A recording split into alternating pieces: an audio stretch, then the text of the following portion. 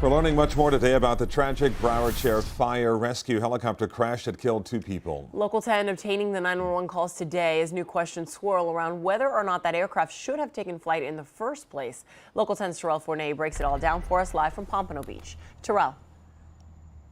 Yeah, and as for those 911 calls, it is very clear when you hear them that there were multiple people on the ground who spotted trouble in the air before that chopper crashed into this apartment building behind me.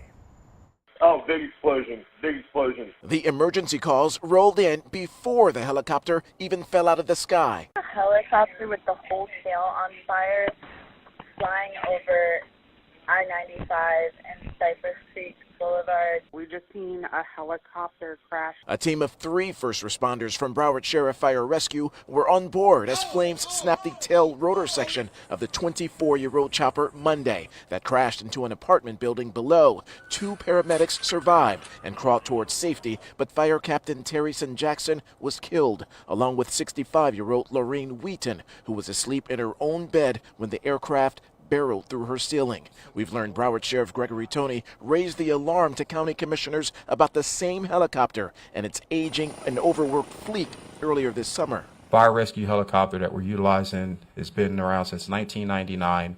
We've been piecemealing parts for years to maintain the flight capability. A 2017 aviation unit review by an outside company recommended the sale of the chopper, but aviation expert John Eversole says it does not mean that the helicopter wasn't safe and airworthy. That's done.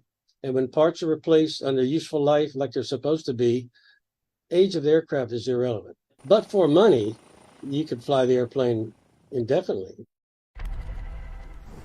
And that aviation expert tells us that he believes this will ultimately be a maintenance issue that caused this crash.